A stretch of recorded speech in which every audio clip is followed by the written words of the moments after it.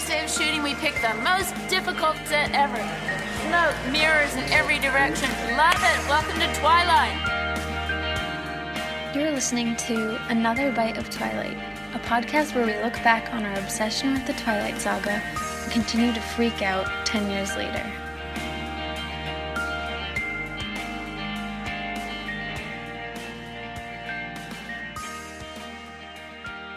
Hi guys.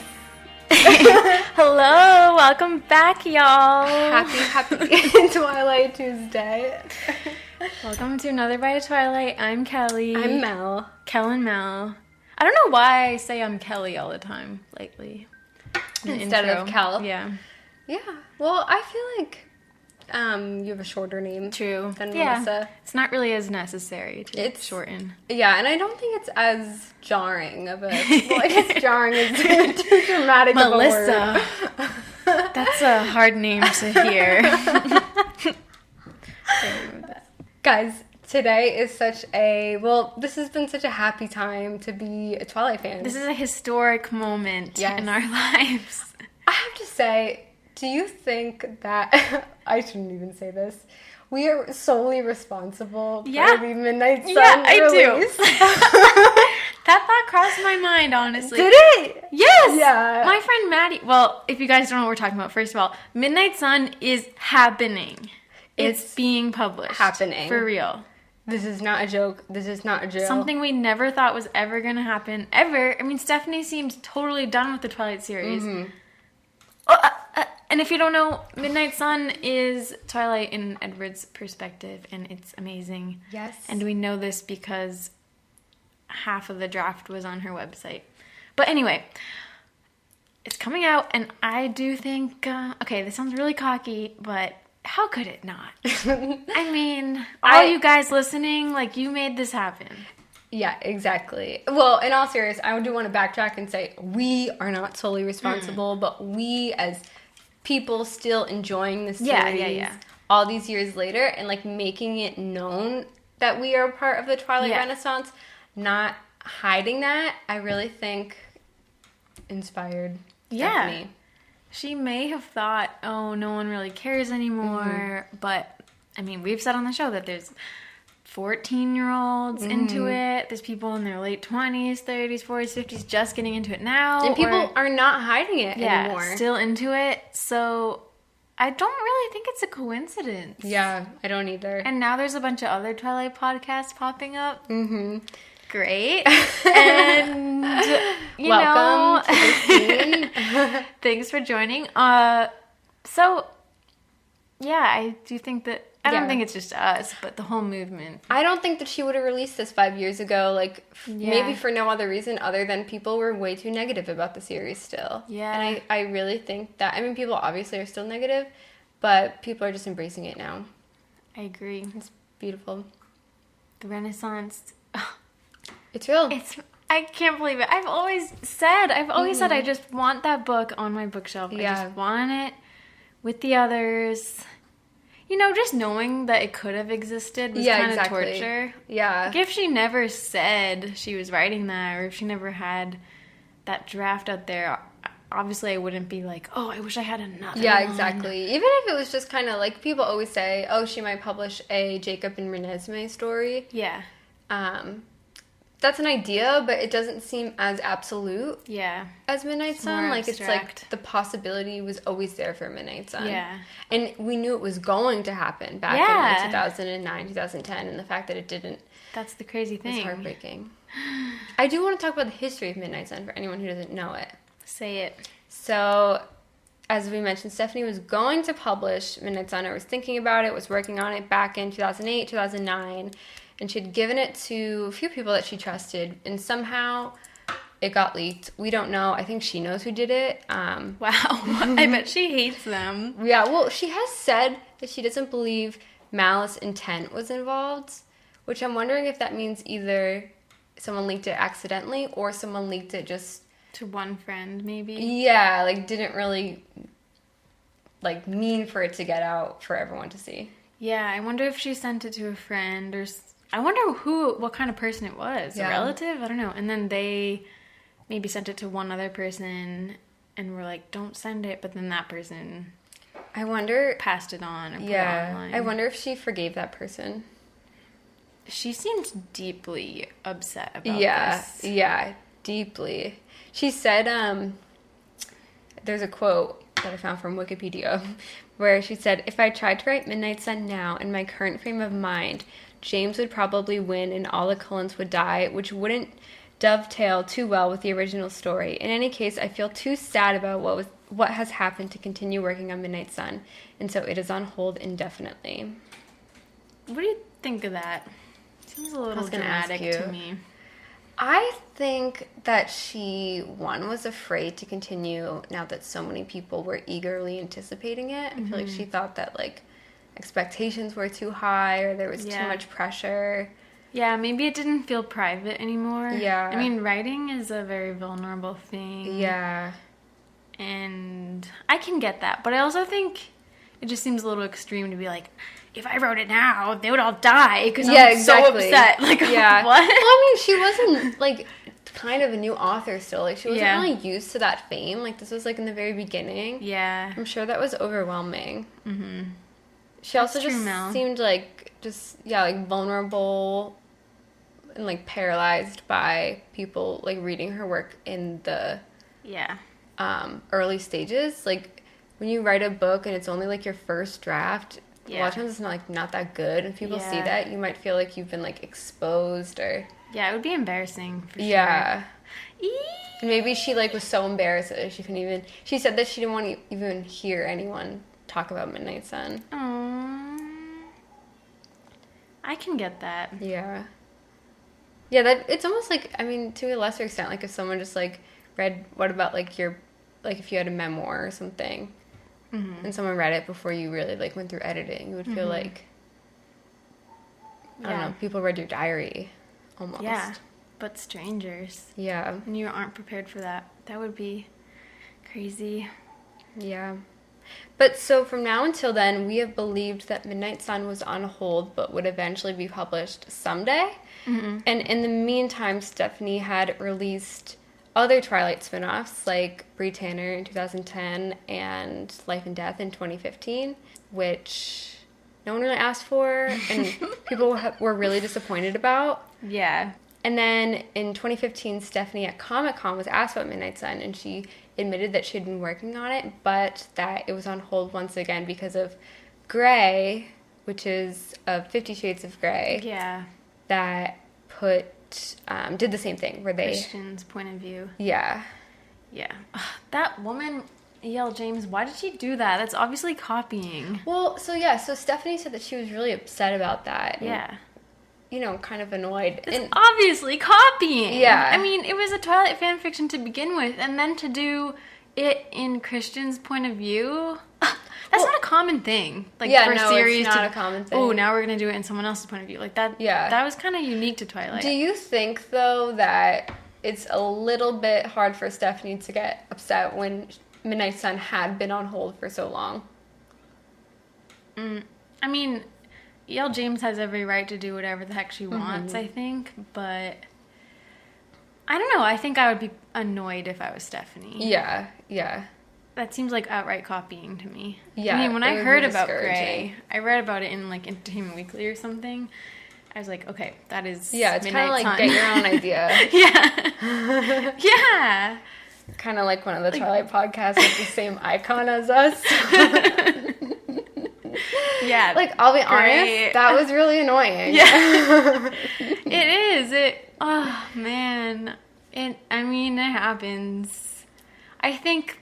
The only thing is, people, maybe not everyone will notice, but some people do notice copying when it's happening. And yeah, it's true. But, so do you think the reason she put it on hold was because she was just discouraged by someone copying her work? Or do you think that, like, she felt like she couldn't really compete with Midnight Sun with Grey at the time?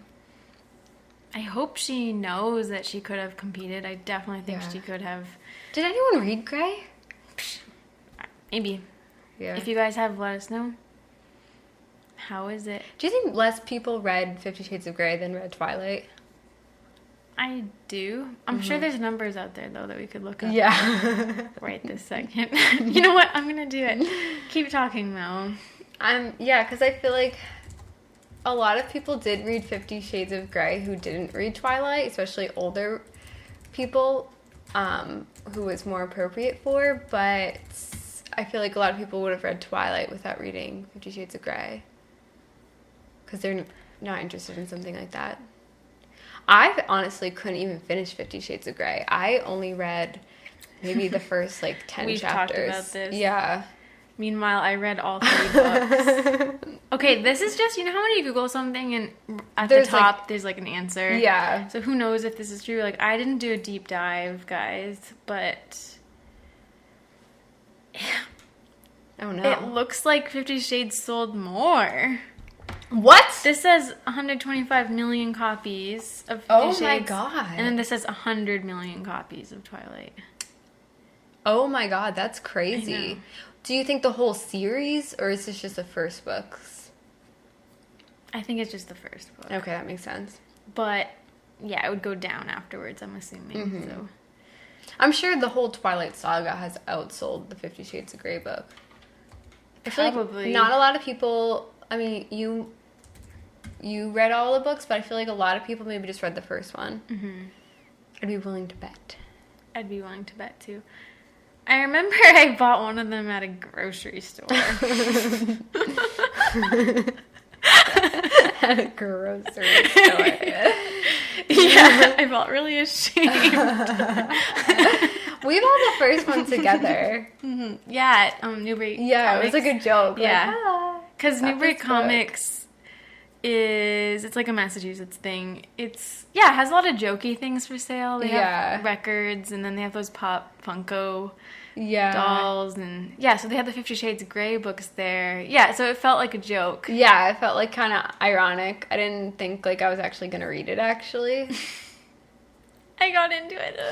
I feel like 50 Shades could be, and Grey could be interesting if it really conveyed what it's like to be in a relationship with somebody that's a narcissist or mentally abusive, but took that seriously. Yeah. I feel like she didn't do actual research on that. You know what I mean? Yeah, I feel like it was really sensationalizing toxic relationships. I know people say that about Twilight, but Oh, yeah. but It seemed just way worse to me. yeah. I think it's the sex part of it, a lot of people are into that, it's super consensual and healthy, a healthy part of people's sex life, I guess, or whatever. But it seemed like his character was a dick in real life too beyond that. Yeah, he was. And you never, you always were wondering, does he actually care about me? Does he actually care about me? Mm-hmm. And I didn't even finish it because I was even if he does, what kind of, it's could you ever really be satisfied with that? I know. No. Yes. Yeah. I don't know.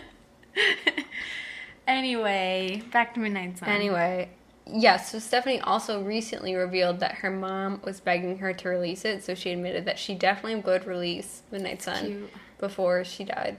Before her mom died or before? She herself. She herself, I don't know. Maybe her mom. I hope her mom's doing okay. Me too. That's really morbid. But so anyways, then, last week, her production company, Fickle Fish Films, released a teaser saying that there would be a big announcement in 5 days. Wow. Yep. And everyone went crazy and was speculating. Maybe it's Midnight Sun. We were not super hopeful at first. Yeah. I was skeptical. I didn't think it was going to be Midnight Sun. I thought it was going to be the host, too. Yeah. Well, the background was really starry and space-like. It seemed like it had nothing to do with Twilight. Yeah. And one of the plants... Again, the background, what we mean by that is on the website, there was a countdown landing page thing, and there was a video of a starry night with plants, and it just didn't look very Twilight. It seemed really random. Yeah, I thought it looked like The Host. It's aliens, space. Yeah. Yeah, no. And you would think something like that would be really important for release. Yeah. But maybe they thought it would give it too much away. Yeah. Maybe. If it was. So, yeah, there was this countdown. I really wasn't letting myself get too excited for Midnight Sun. I don't know. I mean, sometimes I was like, what if it is? Well, people were very convincing to us Yeah. online. We got a ton Yeah. of messages from people who believed it was Midnight Sun and were giving us reasons for it. Like, I guess there was originally in the source code the name Midnight Sun. People sent us screenshots, but then when we looked, we couldn't see it. Or people sent us screenshots of the website, how it said Midnight Sun, and then it didn't on Google. And so we were like, are people photoshopping this? We thought people were lying. I kept saying that. Like, they're just making it up. We were like, this is so mean. And who knows, maybe they were making it up. But we didn't believe it. No, I didn't. I just never thought Midnight Sun was going to come out. No. I can't believe this. I know. It just seemed like... Comes out August 4th, by the way. Yeah. It sounded like a promo. Because you've been waiting for so long that it just all of a sudden starts to feel like a pipe dream. I know. I gave up a long time ago. Me too. I wasn't think it was even gonna waiting happen. for it anymore. I thought Stephenie was done with Yeah. it. I wasn't anticipating it at all. So, okay, Mel and I actually, we have a Patreon where if you like, it's totally optional. For like $5 a month, we have mini episodes every other week. They're actually not that short. They're like half an hour or 40 minutes. And we recorded ourselves live for this countdown. Yeah. To see what it is. And it was really funny. You can listen to it if you want. But it's funny because when it was going off at 8:30 a.m. our time. We're on the East Coast of America. When it got to 8:30, the website just crashed. Yeah. And there was nothing there. No. So it was so anticlimactic because we were like along with the countdown waiting for it, and then there was nothing. And I was super like low energy in the beginning of that episode, I guess you can call it. And then it was rising. Each passing minute. Yeah. Oh gosh, the suspense was real. And then we were just doing a ton of Googling and looking on social media and reading messages from people to understand what was going on. Yeah. Okay, so then we saw on Twitter, I don't know how people got this. I still don't know how they got it. That was like, now it's Edward's turn. It was like a picture of the cover, and it said Midnight Sun. I think people got it from GMA or something. Oh, okay. And then it was on the Little Brown website, too, which eventually we saw. But anyway, we saw on Twitter, people were saying, Midnight Sun, it's Midnight Sun! And like, there's a cover, and I'm going to put in a clip here from our episode. Only like a minute, guys, I'm sorry. But this is our reaction to seeing the cover. Here it is.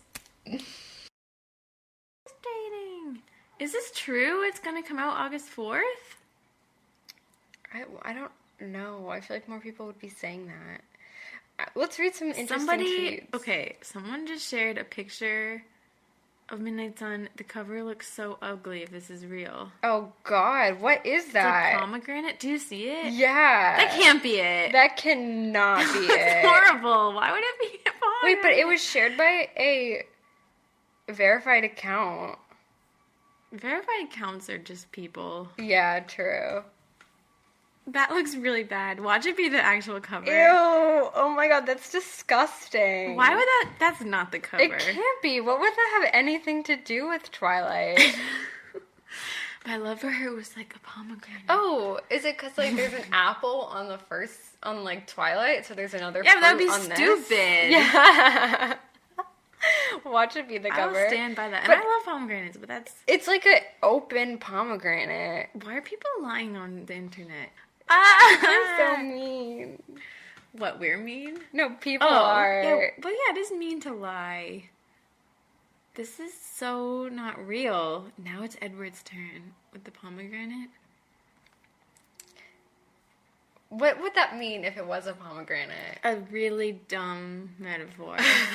It can't be. It looks so bad. Is it because he feels, like, ugly on the inside, and so we have this, like, kind of ugly looking... Is it supposed to look like a heart? Maybe. Or there's a million little pieces to his love or something. Oh, it's gross. It's like oozing out of it. I really... That's a horrible cover. If it's true. I think they should honestly... Wait.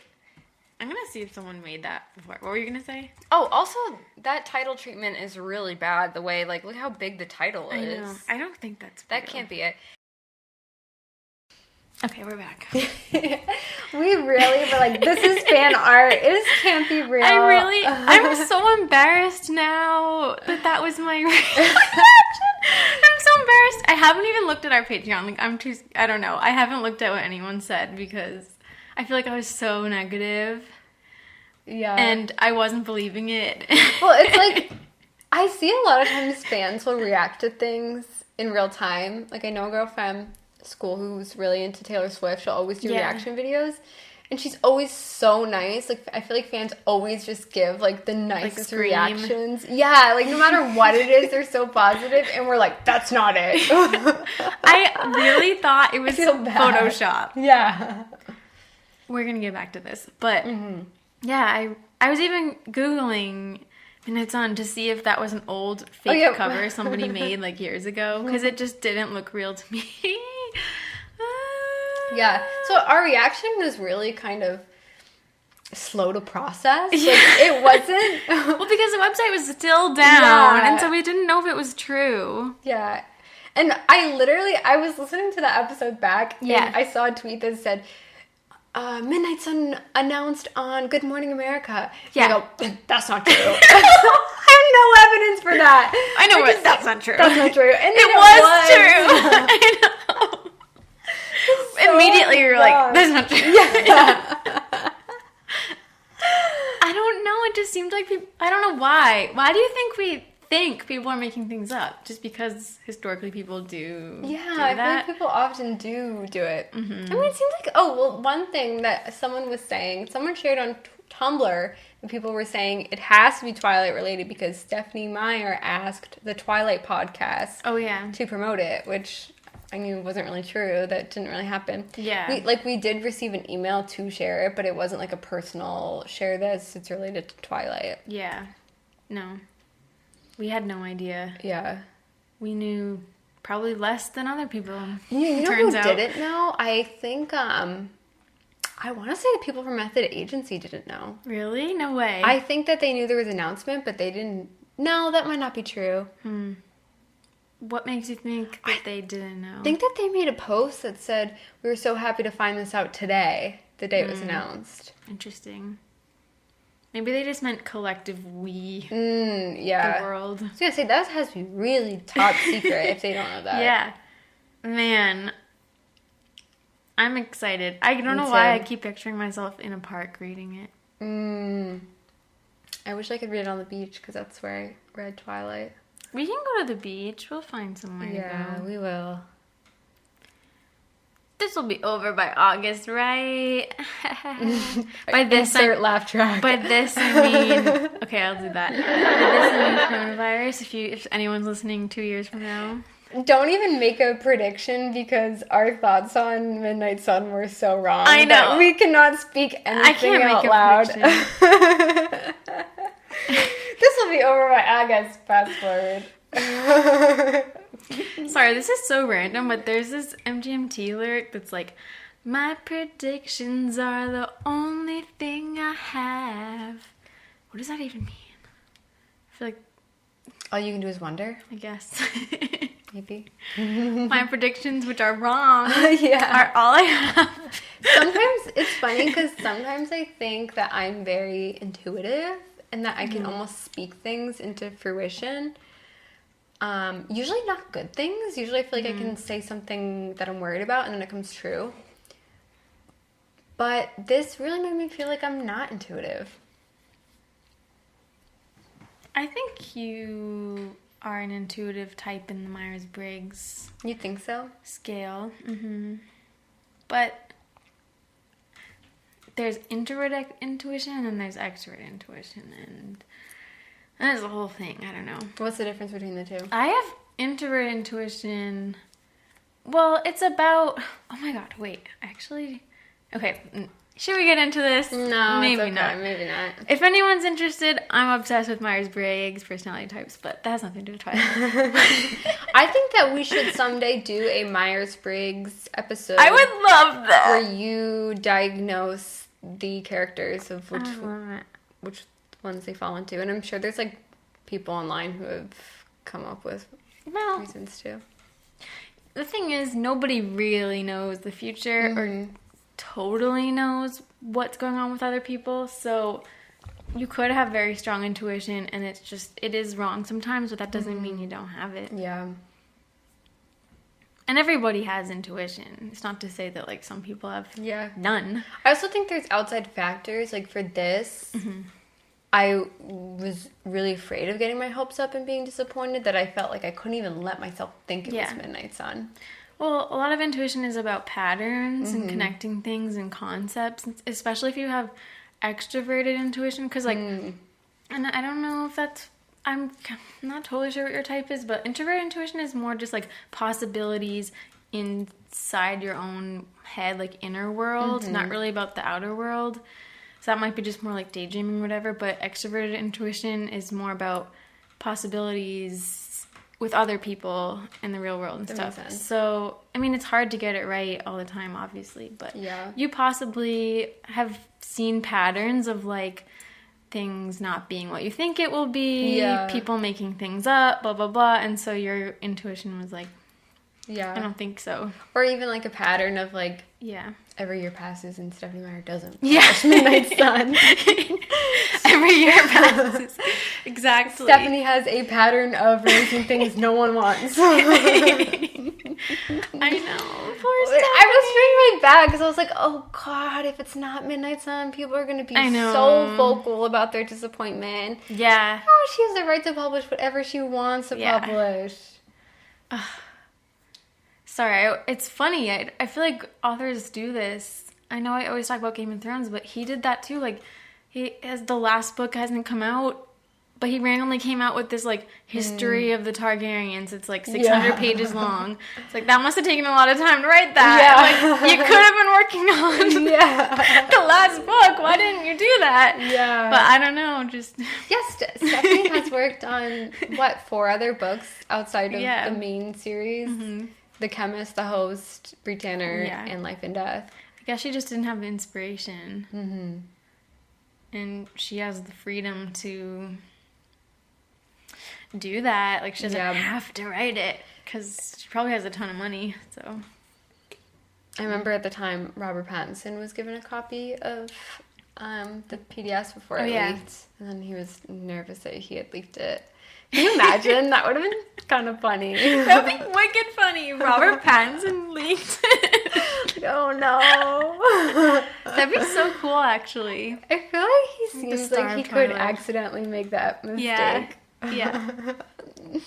Then people would be like, Robert Pattinson hates Twilight so much. He leaked it. He leaked it so when it got published. Okay, I just gotta say, there's been a lot of memes and GIFs out there about Robert Pattinson having to star in the new Twilight movie. I'm fed up with it. That's not... I'm not saying you guys are doing this, but guys, it's not happening. No. There's no Midnight Sun movie. No, it's literally the same exact story as Twilight. And what I mean by that is, obviously, yes, Stephenie is going to add scenes that we don't see, but that's not enough to make a whole new movie about it, especially when the big thing is Bella and Edward together. Yeah. So you're not going to just, like, make a new movie with the same prom scene, with the same baseball scene, and you're not going to reshoot those scenes either. That wouldn't make any sense. So you're just going to, like, reshoot the movie. And one, you'd have to, like, get the same... If you're going to put those scenes together, you'd have to have Catherine Hardwicke doing it. It's just impossible. You'd have to have the same, like, editors. It's impossible. It wouldn't make any sense. And also, it has been, like, 12 years since they filmed that movie. Yeah, he's in his 30s. They would look completely different. He cannot play a 17-year-old. No, it's not possible. He's so hot still, but, like, his face looks older. Yeah, he looks like a man now. Yeah, he's not a 17-year-old. He didn't even look like it then. People were arguing that they could CGI them. But that is a lot of work for a movie that's and I don't think not even entirely new. I don't think Rob and Kristen want to work together. No, they don't want to work together. Yeah. No, it's not happening. It was never going to happen. In theory, I guess Bella wouldn't have to be in it. Why? Because they wouldn't really reshoot scenes that she's already in anyway, right? That would be weird. I guess they could, like, maybe the scenes where he's, like, spying on her, but they don't have to be in the same shot together. They would only really reshoot scenes that... Interesting. So I guess we only really need Rob to sign on. What if he just randomly did? I feel like this is a book universe thing, you know? Yeah, and the I great agree. thing is being in Edward's head, and I don't need a movie. No, I don't need it either. I don't want one because it would be bad. I saw a thing. Because it would be bad. I saw a thing online where a girl was like, and sorry if you're listening, girl, but she said, real fans want more Twilight. And no. I want more of the book, yes, but I don't want just more and more and more content. No. If you're going to take the quality out of it. Yeah, I want good Twilight things. Yeah. I don't want just anything. Yeah.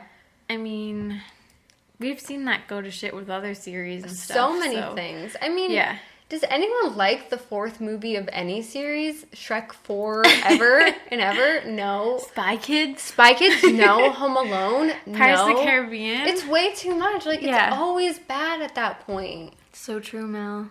And you just, like, I don't know, let a good thing end while it's still good. Pains me to say this, but Fantastic Beasts... rough. Yeah. Rough. I wanted to love Fantastic Beasts so bad. I do like the first one.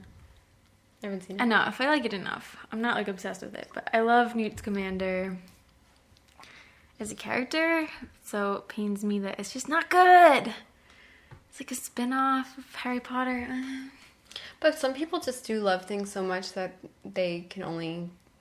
They'll take anything. They'll take anything. They want it in excess. I kind of hate the word content, even though I'm literally a content writer. Yeah.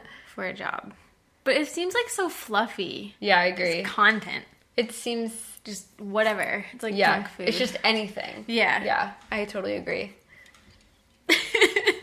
It's my job.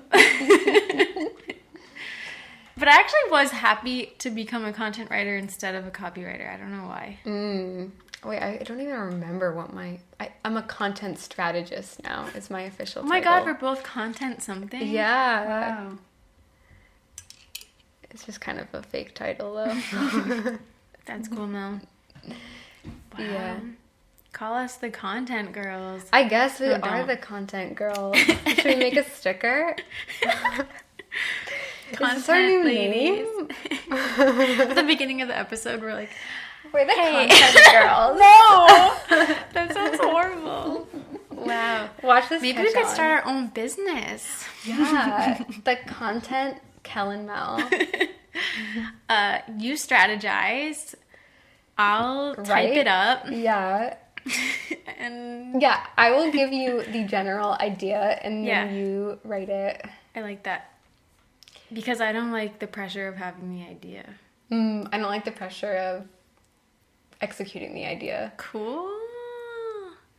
Yeah. Sometimes from my work, I have to come up... A lot of times, actually, I have to just come up with it on my own. And I'm like, I hate it. It's a lot easier to work off someone's idea than to sometimes work off your own idea. Yeah. Because I feel like you're more afraid that you're going to mess up your idea. Yeah, because, like, at a high level, if you're wrong... Yeah. But... And sometimes you get too attached to it, too, Yeah. that you can make you less productive. It's true.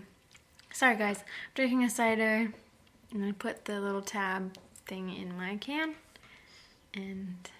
It jingled. That was the sound. Yeah. Okay, where did we leave off?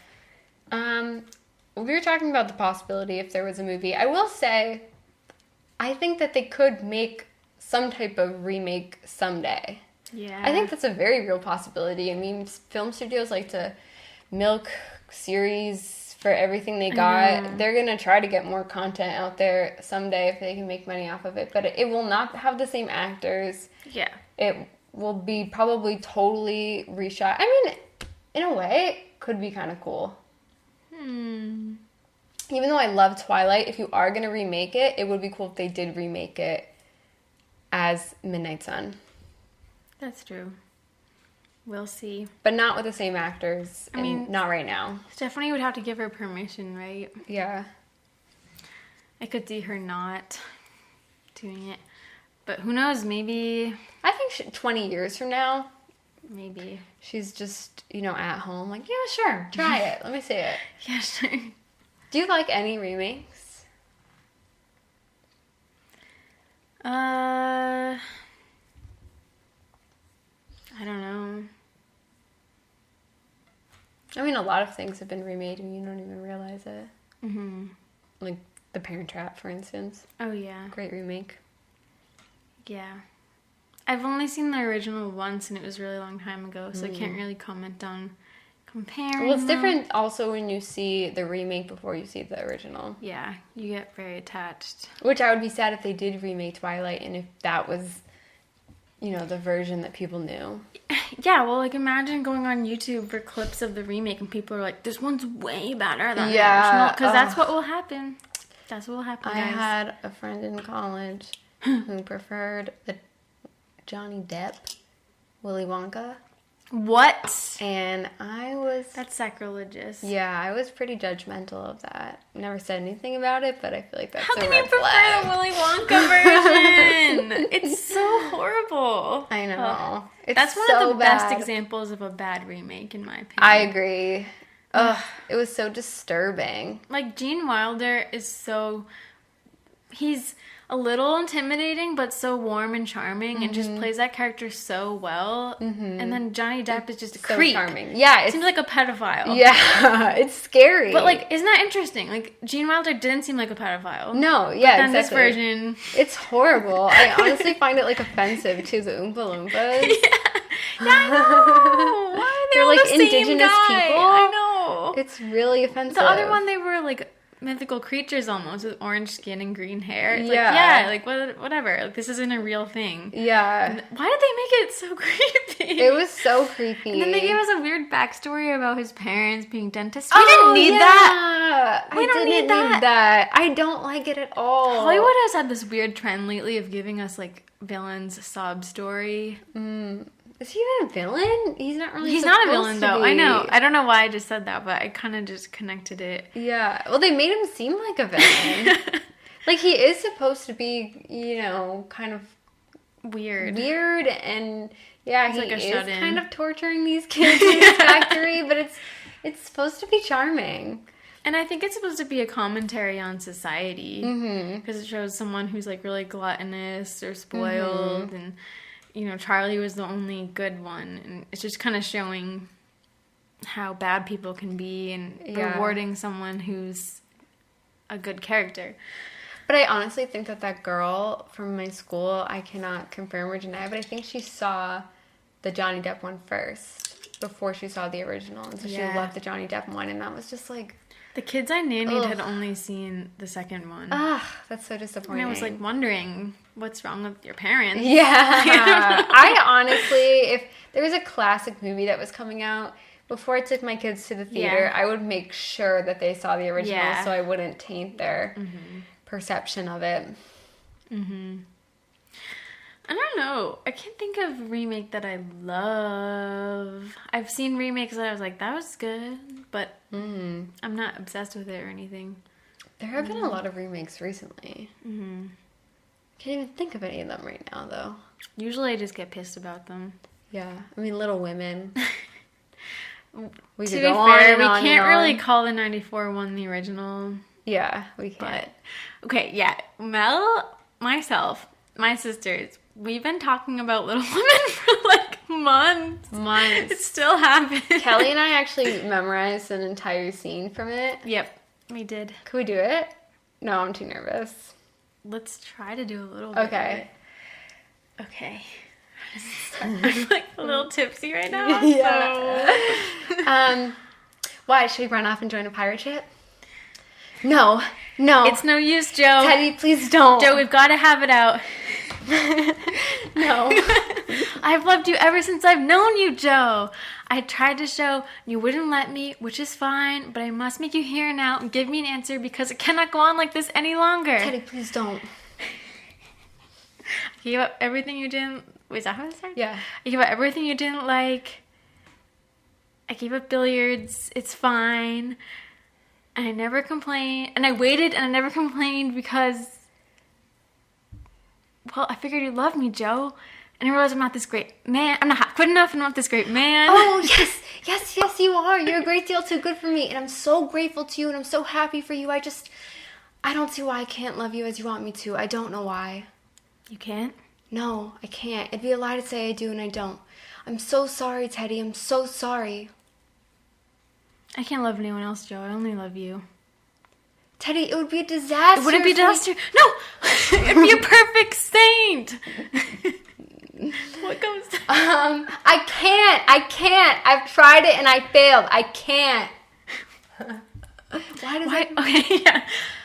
Why does everyone expect it? Why does your family and my grandfather expect it? Why are you saying this? Say yes and let's be happy together. I can't say yes truly, so I'm not going to say it at all. And you'll see that I'm right eventually and you'll thank me for it.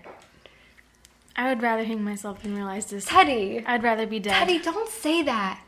Teddy, listen, you'll find some lovely, accomplished girl who will love you, and she's going to make a fine mistress for your fine house, but I wouldn't, all right? Yes, you would, Look Joe. at me. I'm homely, and I'm awkward, and I'm odd. I love you, and Joe. You'd be ashamed of me, and we'd quarrel. I love you, we Joe. We can't help it, even now. I hate elegant society, you'd hate my scribbling, and we'd be unhappy, and we'd wish we hadn't done it, and everything would be horrid. Is there anything more? No, nothing more. Except, Teddy, I don't believe I'll ever marry. I know I got some lines wrong. I was really rusty, but we kind of still have it. We kind of still have it. I need to keep practicing. We should keep practicing. We need to film it for real. Yeah. Outside, dressed up. Let's go to Concord. Yeah. We memorized this right before the Oscars. Yeah. A few months back, and we went to Kelly's family's house to watch the Oscars, and then we just broke out into it. We were laughing too much, but they were really caught off guard, and it was funny. I love it. We're not expecting it. I love playing Laurie, personally. I really appreciate being... Yeah, I feel like that is a fun role. I'm happy I did. It's fine. It's fine. But, for the record, we prefer the 94. Yeah. Even though we memorized a scene from the new one, we just think it's funny. It because it's so over the top. Yeah. The acting just seems crazy. It's so over the top. We also were thinking about also memorizing the scene with Lori and Amy. Oh, yeah. She says, well, I'm not a poet. I think the poets would disagree. Well, I'm not a poet. I'm just a woman. And as a woman, there's no way for me to make my own money. Do I have any other lines in that? No, maybe not. I'm sure there's earlier lines, but that scene, earlier ones. I don't understand why she was nominated for that scene, I'll be honest. It seems like it's fine, but it wasn't memorable. I feel like she should have been nominated for Midsummer. And I haven't even seen Midsummer, but when you watch that trailer, she's like sobbing and screaming and running around, and I feel like she should have been nominated for that. It was a weak year for supporting actresses. It was. Not a lot of competition. The fact that Laura Dern won, she was good in Marriage Story. She just played a sassy lady, though. She was Renata. Yeah. Renata Klein. We've seen it before. Yeah.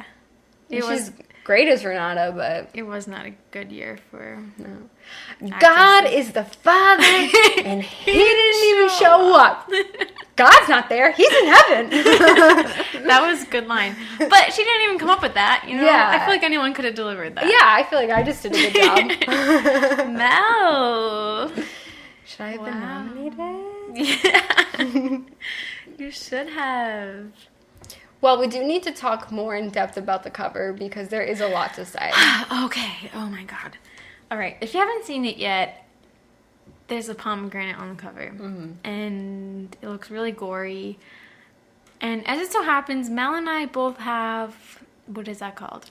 Fear of little circles. Phonophobia, I think. If I start with a T. Tomophobia?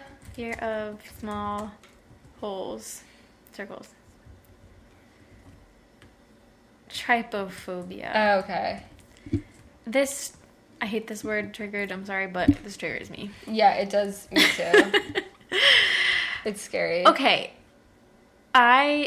In the recording, you would have heard it. I wasn't a fan of this cover, and admittedly, I'm still not. But the main thing is, the text looks so bad. The text is the worst part. I didn't like the pomegranate at first. Same deal. Little I still don't like it. holes, little circles. Freaked me out. And I think that's a psychological thing. It makes you think of diseases. Yeah. Makes me think of fear eggs. of the unknown. Yeah. Oh, yeah, like little lice eggs or yeah, something. Like, oh. Yeah. Or spider. It's just disturbing to look at. I think pomegranate tastes great. Like, nothing against it, but it's gross. I don't know. We'll get to the text in a second, but I'm struggling with the pomegranate. I don't like this image. I get that it's supposed to be gory, but the way it's like centered too, and just this picture in general, I just don't like it. And it almost it just doesn't fit Twilight to me. I mean, it's kind of a Mediterranean fruit, and do you agree with me that it's almost like in America, at least, which is where this story takes place, a pomegranate is kind of like hip.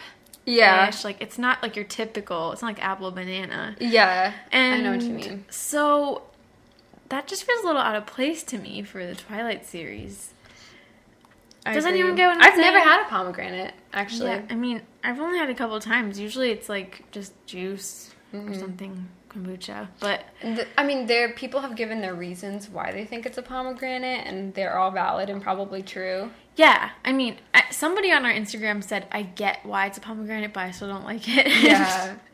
That's how I feel. It's like, yeah, I get it. I think it would have made a difference if maybe it was off to the side and you only saw half of the pomegranate. That would be kind of interesting. It looks a little lazy to me, just the way it's been It does look like a stock photo. Yeah, and it's just centered. Okay, and the text is huge, and it gets so close to the pomegranate. This is the part I really don't like about the cover. I can take the pomegranate, but why is the text stacked in jumbo? I mean, you compare this to the font of New Moon and Breaking Dawn. It's huge. Usually why? the title, and shouldn't it match the rest of the series? Yeah, I don't get what, and it's like kind of off-centered with the pomegranate. Like, that's what made me really think that this was a fan cover. And I know that beggars can't be choosers, and I'm really just kind of happy that this is getting published. But come on, like, don't you think it looks like a cover someone just made for their ebook on Amazon? 100%.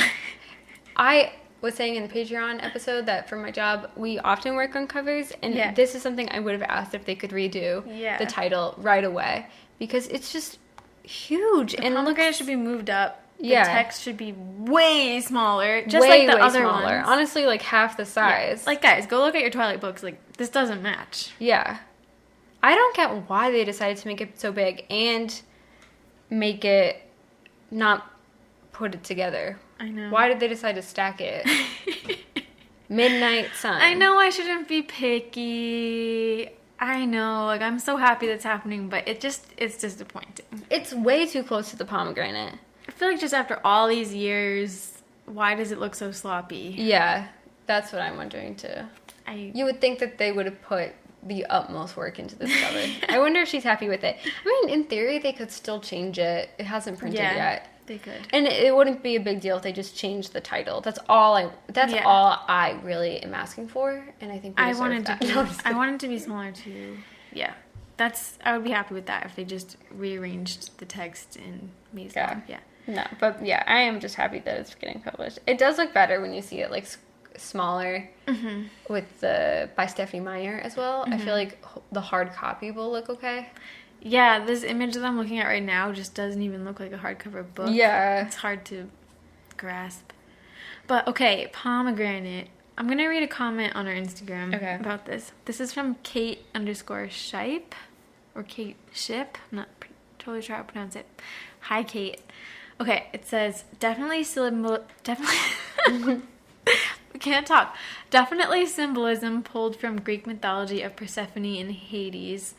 In the story, Hades is in love with Persephone and brings her into the underworld. The number of pomegranate seeds she eats is the number of days she gets to spend out of the underworld, which in GM explains spring and winter. Greek mythology explains spring winter times. I think it relates to Midnight Sun in that Edward feels like Hades bringing Bella, Persephone, into the vampire world, underworld, but wants to keep her innocence despite their love, similar to eating the pomegranate. That makes sense. Oh, it's Seahorse 714 said, I understand the cover. I just think it is ugly. Yeah, that's the thing. Like, we do get it, but that doesn't mean that we love it. Yeah, I feel like a lot of people, I don't know, we're being like, there's these reasons. Like, I get it, but yeah. I just still don't. The reasons aren't good enough. I want to read some more comments. Okay. Abigail said, finally, I love the cover. Pomegranates are known as the fruit of the underworld. It's a darker twist to the forbidden fruit. I think it's great symbolism between how Bella sees being a vampire versus Edward. The enticing apple... the cover of Twilight is a crisp, clean, and enticing apple, whereas the cover of Midnight Sun is a messy, heart-shaped pomegranate that appears bloody. And someone else said, 575_mom said, as for the cover, there is a delightfully gruesome and sexy Vampire Diaries photo of Nina Dobrev holding a juicy pomegranate towards the camera, and it looks just like a bloody heart. I know there is symbolism tied to the pomegranate, but it always looks just like a bloody heart to me. Yeah, it does. It's kind of lazy to just associate it with the heart, though, if that's what the designers and Stephenie had in mind. But Stephenie has some symbolism behind it.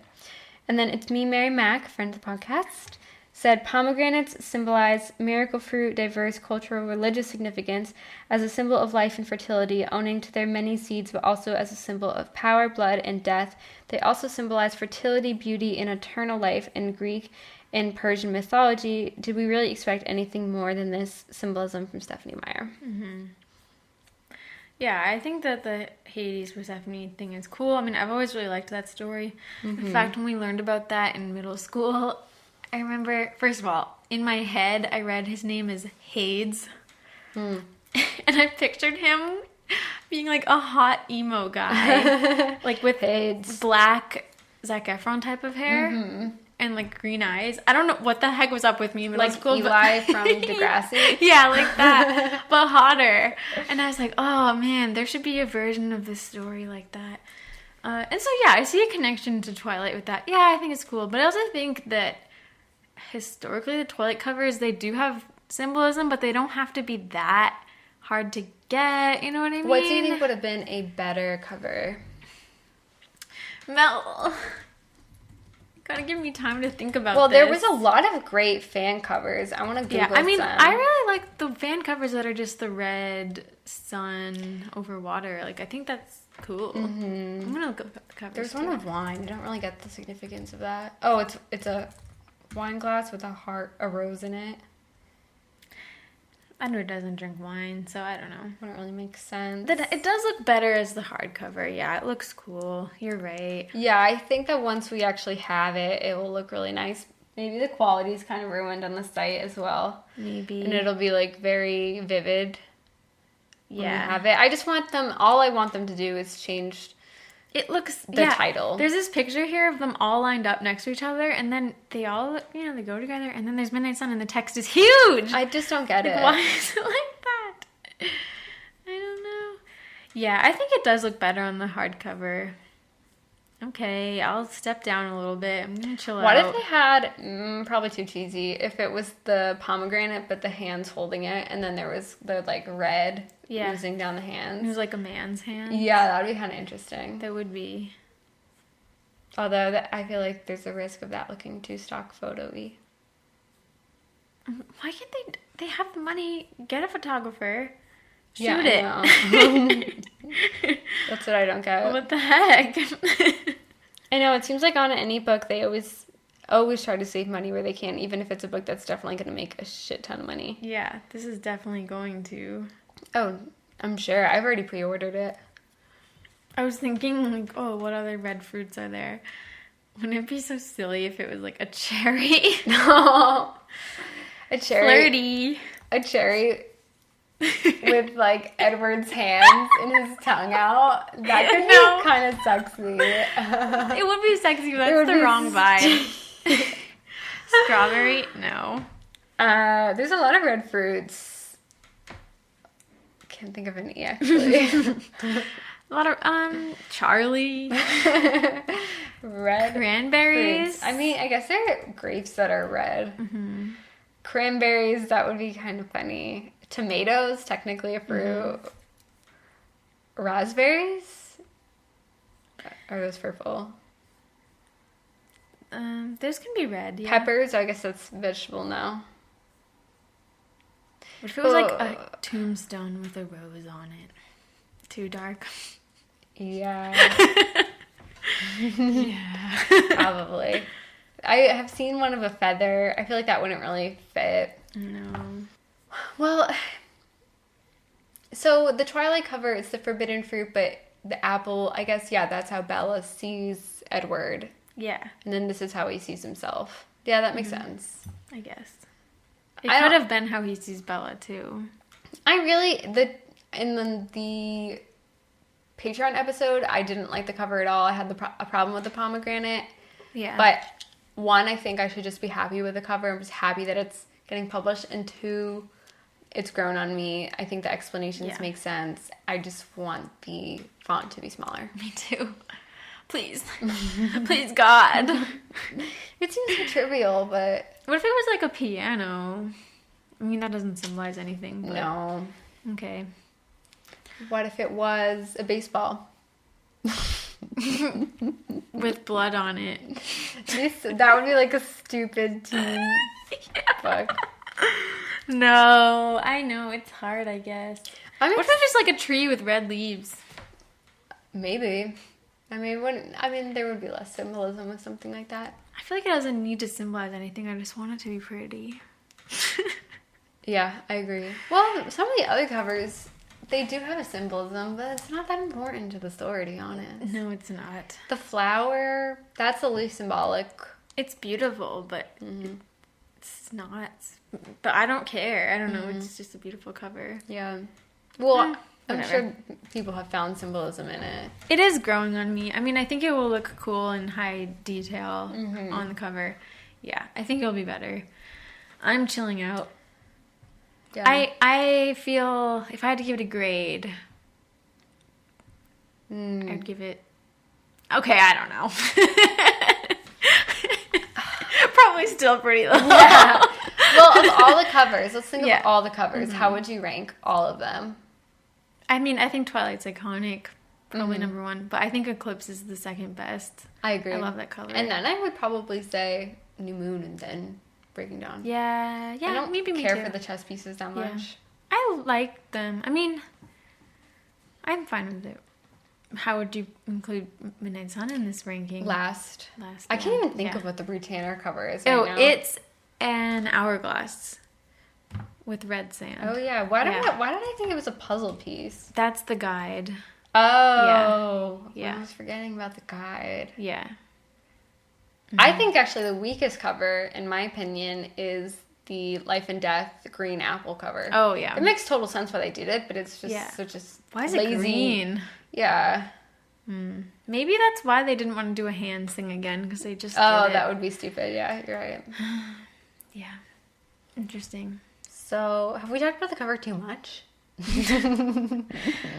Honey, I could go on all day. Yeah. Wait, I have something so interesting that I just found out. What? Googling. There is a pomegranate porter beer by Midnight Sun Brewing Company in Anchorage, Alaska. Isn't that crazy? That is interesting. Pomegranate porter by Midnight Sun Brewing Co. Isn't that weird? That is interesting. We should all order some. Yeah, I want it. I wonder if we can celebrate. get it around here. Midnight Sun. Can they send it? Can they ship it? Maybe. So I think that we should read the description for Midnight Sun and also read Stephenie Meyer's Okay. How about you read the description? Okay. So on the Little Brown site, the overview is, it's here. #1 best-selling author Stephenie Meyer makes a triumphant return to the world of Twilight with his highly anticipated companion, the iconic love story of Bella and Edward, told from the vampire's point of view. When Edward Cullen and Bella Swan met in Twilight, an iconic love story was born. But until now, fans have only heard Bella's side of the story. At last, readers can experience Edward's version in the long-awaited companion novel, Midnight Sun. Yay! Midnight Sun. This unforgettable tale, as told through Edward's eyes, takes on a new and decidedly dark twist. Meeting Bella is both the most unnerving and intriguing event he has experienced in all his years as a vampire.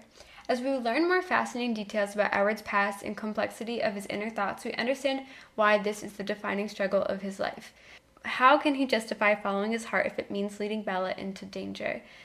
In Midnight Sun, Stephenie Meyer transports us back to the world that has captivated millions of readers and brings us an epic novel about the profound pleasure and devastating consequence of immortal love.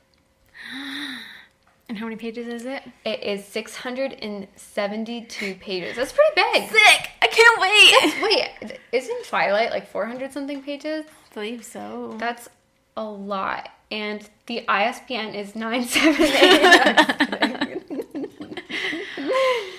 Oh my gosh, I can't wait! I haven't really been looking forward to a book coming out in forever. I know, this is such a nice I can't experience. remember the last time I really looked forward to something like that.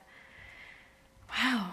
I am so excited, but I'm somewhat stressed because I pre-ordered it, so that means it's probably not going to come to me for like a few days after it's published. I didn't pre-order it. Wait, if you pre-order it, does it arrive to you? I don't know. I've never day? done that.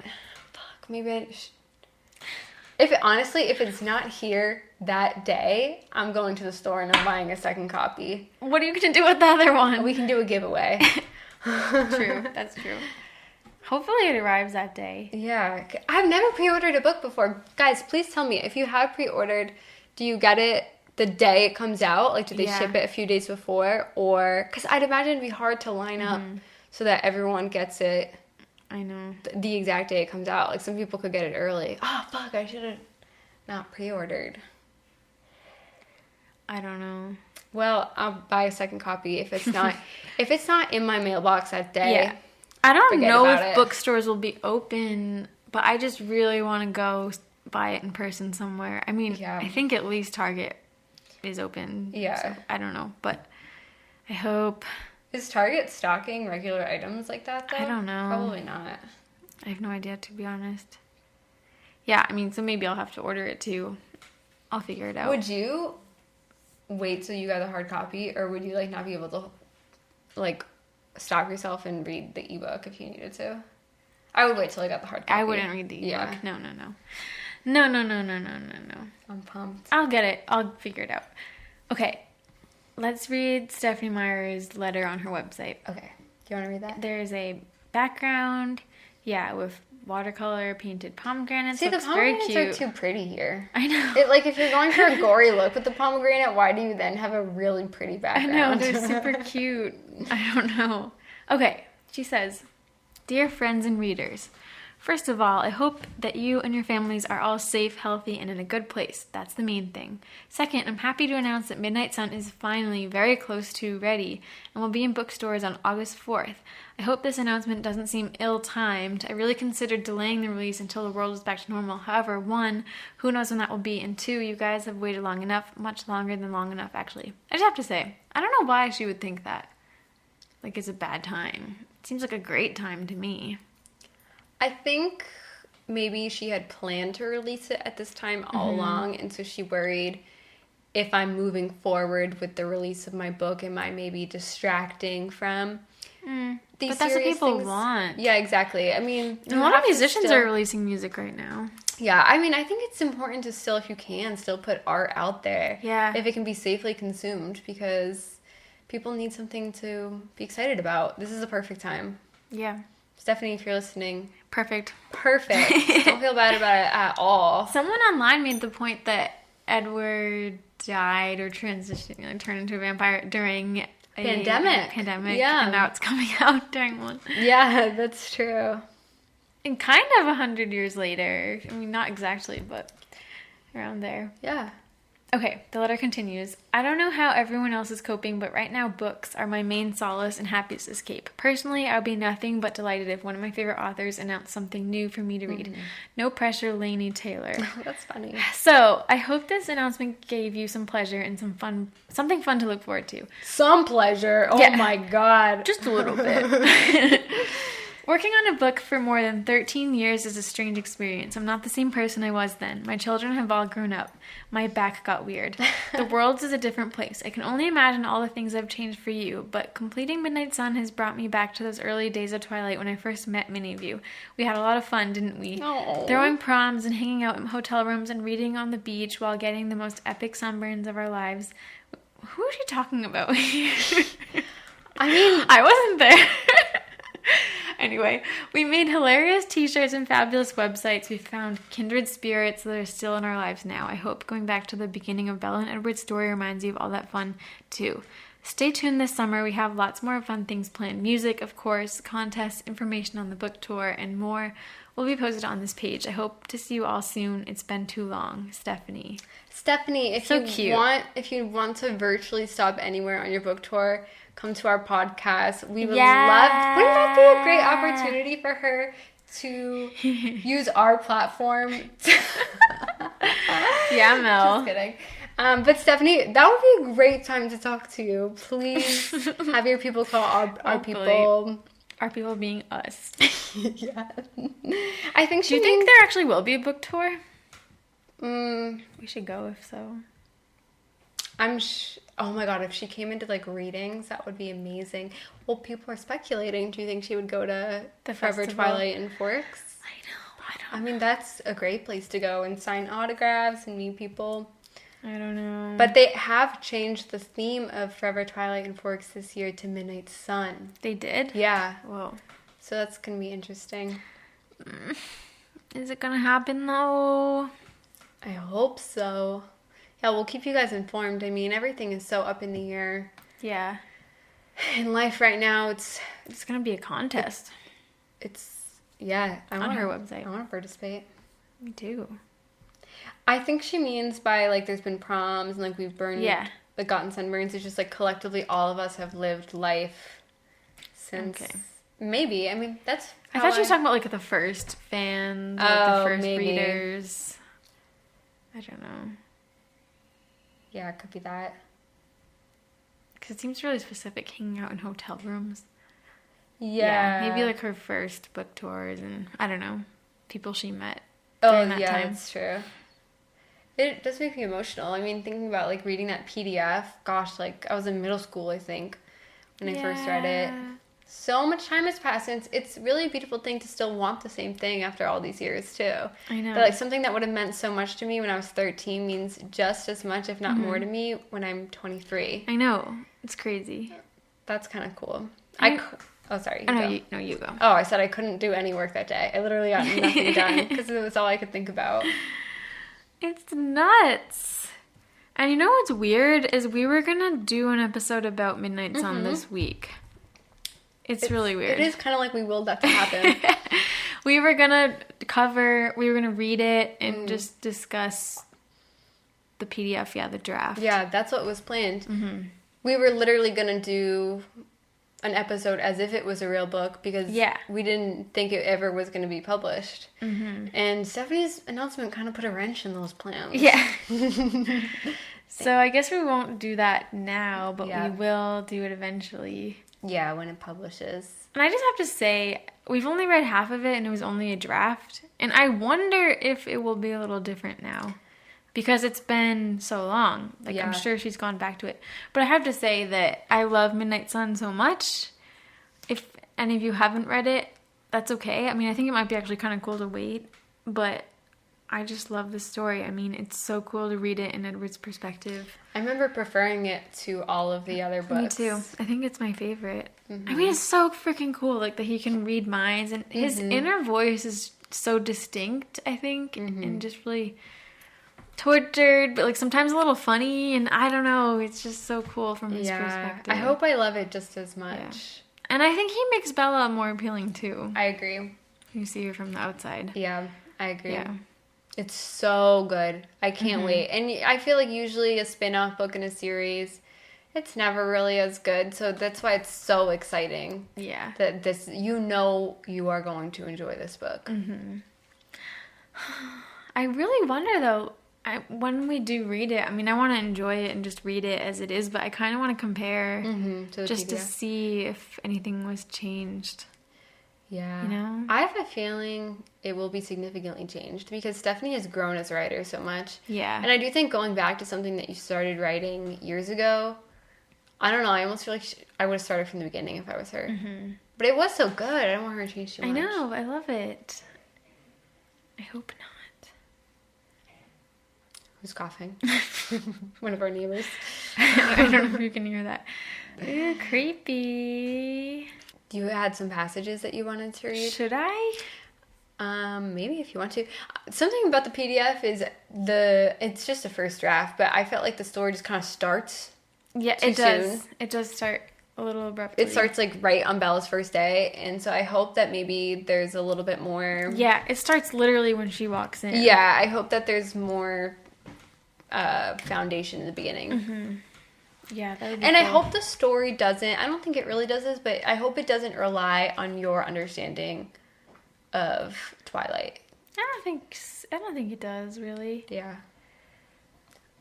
Well, at the same time, I don't want it to like explain too many things I already know. Mm-hmm. Yeah, I don't want it to do that either. I'm so excited. I saw some people theorizing that it includes parts of New Moon. Where are people getting this information from? I just saw it on Twitter. I don't know how people would know it. Well, because I saw someone was like, there should be a movie because we'll see what Edward did when they broke up in New Moon. But it's like what? This is Twilight. This is Twilight. You would need New Moon in Edward's perspective. And that is one... Sorry, I feel like I'm speaking too much. No, you're That not. is one argument against us having all of Twilight in Edward's perspective is some stories like New Moon... Like, would you really want to listen to his thoughts when he breaks up with Bella and is just sort of if it was in super misery well the whole written, time? maybe. I know. I don't know. I mean, maybe she comes up with something great, but we don't. It seems like he wasn't doing anything. Yeah, it seems like there's like no plot going on in that story. Yeah. Other than I don't think that's gonna happen. Yeah, but I would actually love to read Breaking Dawn in Edward's perspective. That'd be cool. Eclipse would be cool too. Yeah. It's really just New Moon. It's like, I guess she could skip it, New Moon. Well, maybe that's why New Moon would be a part of Twilight because it's condensed. I mean, a part of Midnight Sun because it's condensed. And then what if she released a second book, which is Eclipse and Breaking Dawn, or just Eclipse and Breaking Dawn? So you cover the New Moon story. Cool. Yeah. It's a trilogy instead. I love Edward. Oh, I love Edward. I mean, maybe it's a significant more amount of pages. Maybe. I just love him as character. I don't know. Like, he's so grumpy sometimes, but he feels just very real to me, and he's just more than pretty face. That's why it makes me so sad when people... Which, first of all, I was reading this article that said, revisiting how much Robert Pattinson hates Twilight. And all of the things that it was quoting, I knew were sarcastic jokes. Yeah. When you put them on paper, it seems like he doesn't like it, but I knew that they were lighthearted. Like, for instance, he once was asked about his pay, and he joked, could have been better. But then when you write that he said it could have been better, it sounds like he's serious about it. But I know, it was clearly a joke because joking. he made a shit ton of money.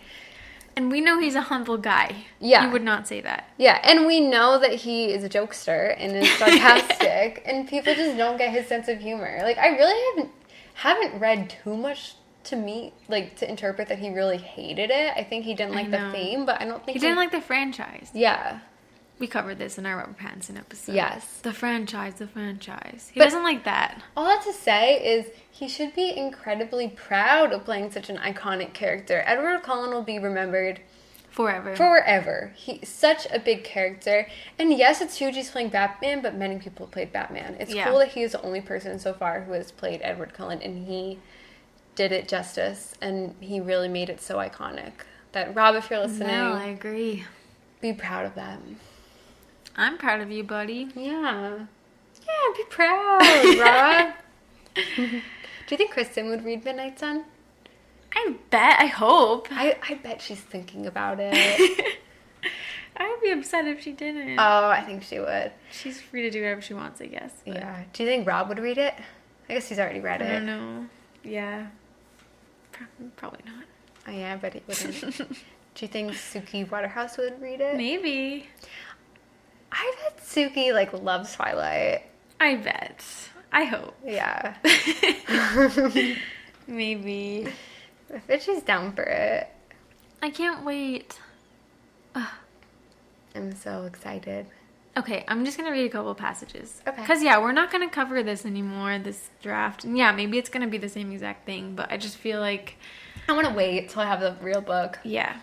But these are just some parts I think are interesting. And it really skips around. I mean, I have, like, page 3, page 4, page 18, and then I have, like, 263. So, I don't know.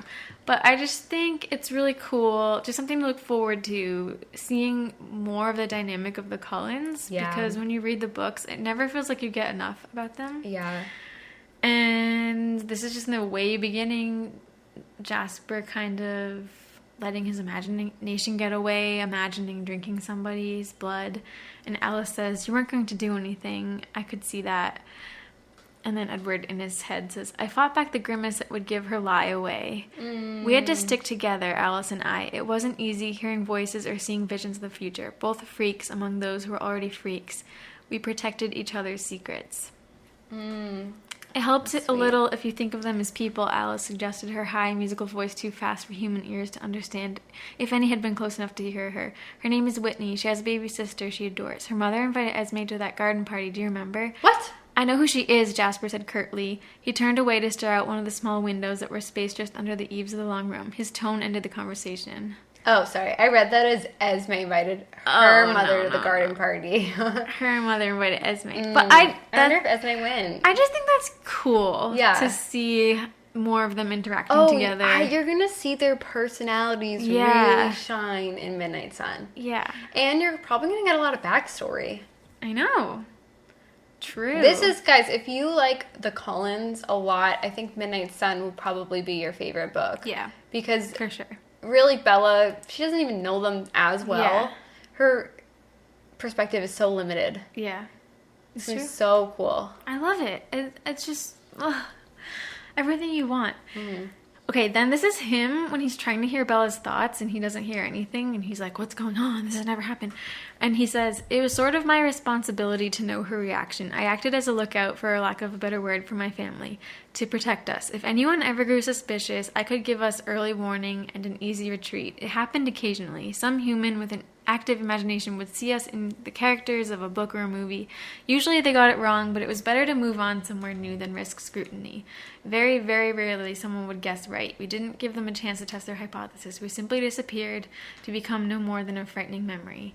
I think that's kind of crazy. Yeah. I forgot about that. People have guessed right? Yeah. That's nuts. That's really helpful that Edward has that power that he can know when people are suspicious of them. Isn't that interesting, though, that, that's happened? Like, somebody has been like, "I think they're vampires." You would think more people would actually think of it. Yeah. Why does this Pale family... light, ice cold. All really pale. Golden eyes. Yeah. Why do they all have gold eyes when they're supposedly adopted? Yeah, that should not be their cover story, in my opinion. Whatever. No, I don't think that they should be a foster family that's not related to each... Oh, well then some of them are married. That complicates it. Can't they just hide that? Wear contacts. I know. Why? They gave Bella contacts. Or, I know that they have different hair colors and face shapes and whatever, but you're all white and you have golden eyes. Like, just say you're related. Whatever. Yeah, do you really need to be showing PDA at school? Yeah. Like, you go there 6 hours a day. You can't just cover it up when you're in class. Are you that horny? I know, why do you have to hold hands? school. It's weird. Or do different things. Don't have to all go to the same school. That draws way more attention. I'm telling you, if there was a family in my high school of foster kids who were dating each other, that's all I would talk about. All I would talk about, too. I'd be obsessed. Like, I would never just let them be. I would always be watching them. Obsessed. I mean, when I was in high school, I was obsessed with people I didn't know already. Yeah, me too. And they were just normal people. Yeah, there's some people who I always thought about who I never spoke to. Yeah, my friends and I would always talk about, like, some people, and they just had cool fashion or whatever. So, yeah, on top of this, Edward dresses in, like, a pea coat and turtleneck sweater. They do not fit in at all. They really don't, and they have nice cars. Like, now that I think about this, I would have been obsessed with them. Oh my gosh. Yeah. I probably would have, like, drawn pictures of them. Yeah. Yeah. They're not doing a good job. No. Oh, well. Not at all. Yeah. I know, they should be, like, wearing sweatpants to school or something to fit in. Yeah. They can't help themselves. That's their one rule, is to blend in, and they don't even try. I know.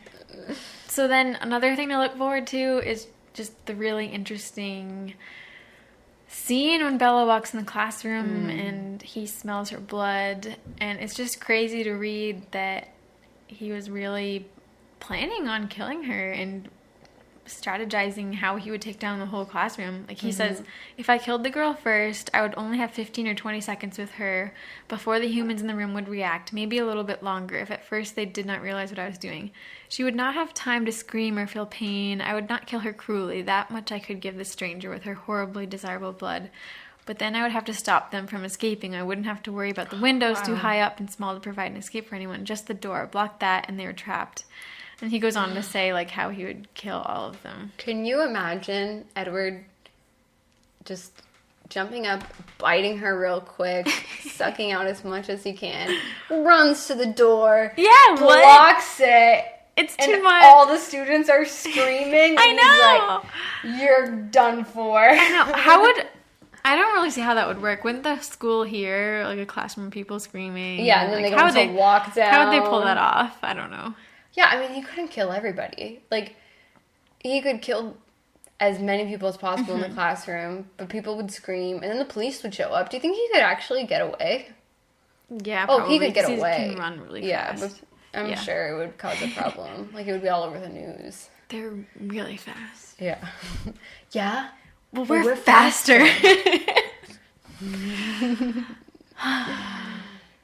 Man. Yeah. I've been wanting to watch New Moon again lately. Gosh, I love New Moon. Man. Really good. Okay, I'm just gonna, you know what, maybe I won't read a ton more, but I'm just gonna read one more part, and then I'm gonna just mention one more part. Okay. I just thought this was kind of funny. I mean, this is immediately after when he goes to switch classes, when he goes to the office, and there's Mrs. Cope in there. Oh, yeah. And she's attracted to him. Oh, she gasped, a little flustered. She smoothed her shirt. Silly, she thought to herself. He's almost young enough to be my son. Too young to think of that way. Yeah, it is too young. Hello, Edward. What can I do for you? Her eyelashes fluttered behind her thick glasses. Uncomfortable. But I knew how to be charming when I wanted to be. I don't know. I liked that. Turns on the charm. That's probably inappropriate of her. I know. He is 17. Well, can you blame her? I know. It's Edward Cullen. Okay, I love this though. Chapter 2, I don't know, I think it's so cool. He goes to Alaska and sees the Denali peeps and is hanging out with Tanya and talking to her. And I just think it's really interesting. Yeah, I think it's interesting that we get more interaction with them. Yeah. Because as you guys know, I don't like a lot of the side characters. Yeah. In the Twilight universe, we just don't get enough of them in Bella's perspectives. Yeah. But this feels like seeing Edward as almost like how he really is, because these are kind of like friends. Yeah. You know, you see him, how he acts with Bella and how he acts with his family, but I find this very interesting. Like, she says, you're going home, aren't you? She thought. I haven't entirely decided that yet, but you're not staying here. Her thought was wistful, now sad. No, it doesn't seem to be helping. She grimaced. That's my fault, isn't it? Of course not, I lied smoothly. Don't be a gentleman. I smiled. I make you uncomfortable, she accused. No. Like, I don't know. It's just interesting to see this situation where she's into him and he's, like, trying to be polite. And, like, it's just really cool. Since he always tries to really hold back about that with Bella. Yeah. He doesn't want to upset Bella. Yeah. I fucking love it. Oh my Remember God. in the fanfiction that he had slept with her a few times and then once 12 years after? Yeah. I loved that. I was into that. Oh my gosh, I can't wait, guys. We were a little bit disappointed because we thought that it was going to be released that day. Yeah, I thought it was going to be released that day. I know.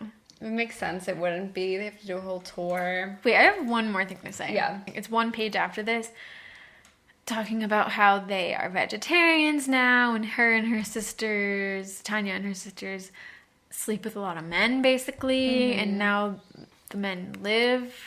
They don't die when they hook up with them. That's not the wording. Wait, they sleep with humans? Yes! And I find that's really interesting because... I don't remember that. Because Stephenie... I feel like in this world, we're meant to believe that vampires mate for life. Yeah. But listen to this. Listen to this. Okay, she said, I'm not used to rejection, she grumbled, her lower lip pushing out in an attractive pout. Attractive? Edward! Certainly not, I agreed, trying with little success to block out her thoughts as she fleetingly sifted through memories of her thousands of successful conquests. Mostly Tanya preferred human men. They were much more populous for one thing, with the added advantage of being soft and warm, and always eager, definitely. Succubus, I teased, hoping to interrupt the images flickering in her head. She grinned, flashing her teeth. The original. Isn't that flirty, too? That is really flirty, but wait, I don't remember that. I don't like that they sleep with human men. I like it. No, I don't like it. But it breaks the rules. That totally breaks the rules. Then what was with all of Edward being like, it's too dangerous, when he knows that the Denali women sleep with humans all the time? That's so true. Why would he think it was that dangerous? What the fuck? That makes so no true, sense. Mel. What? And like, just honestly, because he has a dick? To be honest, like, could a human man, like, really satisfy and pleasure vampire women that well? What makes you say that? I mean, like, sometimes they can't even, like, do it for human women. I know. Maybe she's like, do this. Yeah. But also, wouldn't they catch on to the fact that they were vampires? Because they're so cold. Because they're so cold, yeah. And, like... I don't know. This does break the rules. There'd be things that would give it away. I don't want to go to school. I just want to break the rules. Okay, but I like this part. I wonder if Stephenie will cut it. I kind of hope not, but... I feel like she should. I think that breaks the rules too much. Are we implying here that it's because women just lie there during sex and don't do Yeah, is that what anything? she's implying?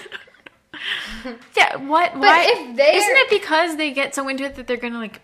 Bite? them? Yeah, that's what I thought. Or that they're just too crush strong. them? I mean, like, if the woman's on top, like... Or we're meant to believe Tanya's just way better at being a vegetarian? I don't get it. You would have thought that Edward would be like, okay, like, he would have listened to their perspectives of they can sleep with humans, no problem. I don't understand Maybe this. I'll take a card from their playbook or whatever. This breaks two rules. Mm-hmm. What's the other rule? That they mate for life or yeah, whatever. Exactly.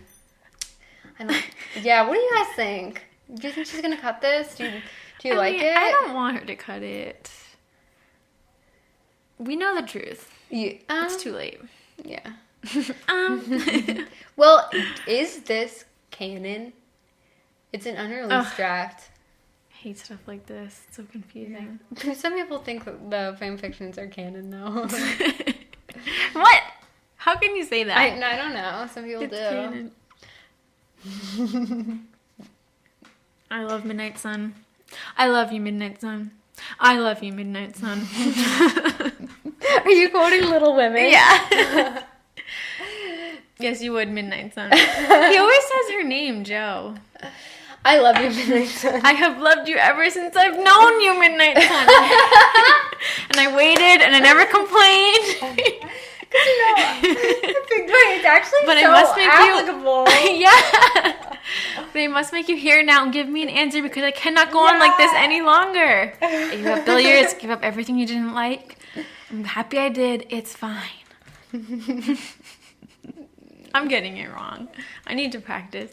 I would have been so crushed if they had that big announcement and then it wasn't Midnight Sun. Crushed. Do you remember that Paramore song that's like, crush, crush? Yeah. Yeah. That would have been me. But thankfully, it is Midnight Sun.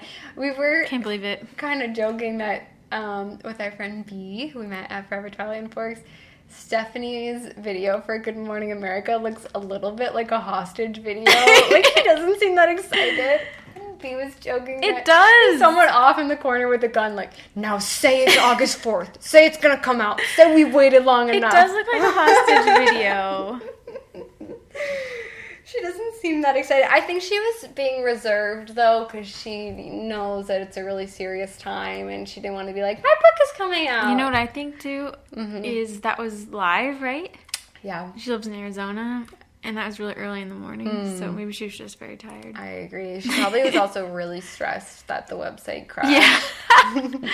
Yeah, they must have been freaking out. I mean, Yeah. we were freaking out, but can you imagine being, like, responsible for that website? Oh, gosh. And it's down. I know. It's Kelly joked in Patreon, never forget, 2020, we crashed Stephenie Meyer website. People always say stuff like that. People always... We crashed the website. We crashed the website. All of us are on. I actually did see a ton of people saying that. No, I knew it would It's happen. 2020, we crashed the website. Twilight's back. We crashed it. I still remember, actually, this is so silly. My friend Kristen and I used to always go on this website called GossipGirlInsider.com because there was a forum on there, and we would always talk on the forum about Gossip Girl. And I think it was after, I don't know, something big happened, like, do you remember Chuck got shot or like something like that? Yeah. We crashed the Gossip Girl Insider website. Like, I remember that happened. Everyone was like, oh my god, we crashed the site because there were too many people on it. People get so excited about internet things. Good times. Good times. I was going to say something else. I forgot. Dang. I'm sorry. Just went off into the other. The underworld. With Hades. Hot Hades. Hot Hades. Eli from Degrassi. I'm so excited, guys. This Me is too. huge. I'm gonna die. Oh my gosh. I'm going to die. We should make like a party out of it. We should get pomegranates. Oh, we should. I literally have never had one.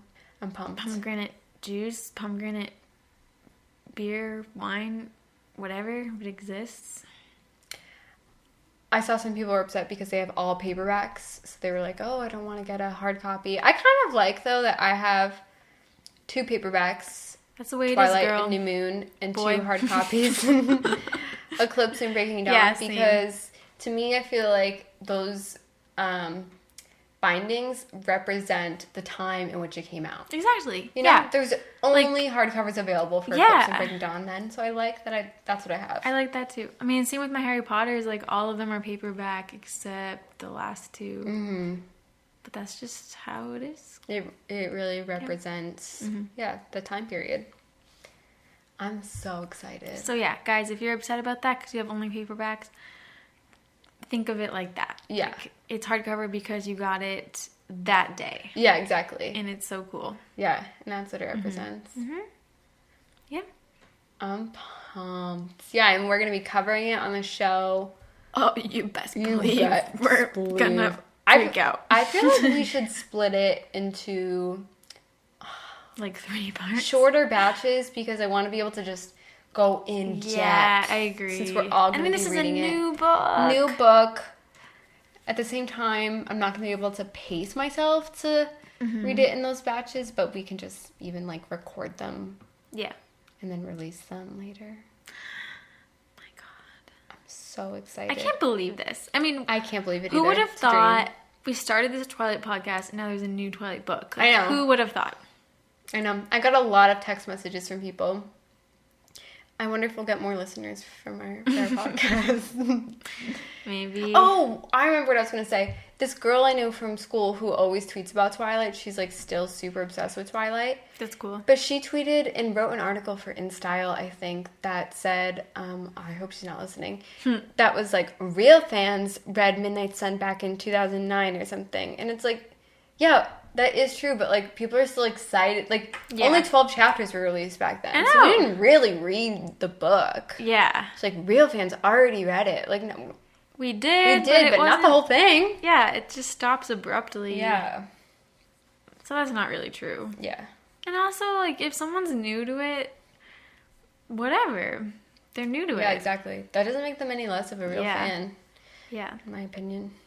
I love the new people, personally. Oh, they're so fun. I mean, yeah, it doesn't seem that remarkable to me that you were a fan in 2008, because everybody was. Yeah, pretty much everybody was. So yeah. It's not like you're winning a competition or something to be like, I've been a fan since the beginning, because so many people were. Exactly. But to be a new fan shows that you, because especially when people really turn on the series, shows you're really open-minded. Yeah, exactly. And that you're someone who tries new things. Mm-hmm. I'm sure you just, like, heard of the books or whatever, and you're, like, exploring. Yeah, and how can you expect people who are 13, 14 now to have been obsessed in reading Midnight Sun when they were, like, 2 years old? Yeah. Yeah. I can't wait. I'm so excited. It's gonna be... We're always gonna remember this summer. God. Think about that. Like, we're always gonna remember this summer as Midnight Sun. It's really like Stephenie Meyer did show up here and she said, you know what? I'm gonna make everybody's day. Yeah. And I bet, I mean, if people are still in quarantine, then everybody's gonna read Midnight Sun. Yeah. Because people are reading books, like, you know, people who have never read before. Even someone from my work who used to be a librarian, and I feel like is probably kind of a book snob, even she posted about it in our work channel. Really? No way. Mm-hmm. Oh, people are pumped. And yeah. I think this is going to be really the peak of the Renaissance, maybe, for a while after Midnight Sun comes out, where everyone's going to be like, fuck it, Edward Cullen is back. Fuck it, I love you. Yeah. Like, it's lame to not like Twilight anymore. Yeah. Like, honestly, be original. I know. Man. The Twilight hate is over, guys. Like, it really is so stupid. It is over. Wow, we're in the prime of our lives. Yeah, because we have made it through. We really have made it through to the other side. We did. Wow. And it's not so often you can say that. No, it's not. The only way out is through, and we have made it. Oh my God. I'm so happy. I'm so happy. I've never been more happy to be wrong about something. I know. Oh, I feel so good.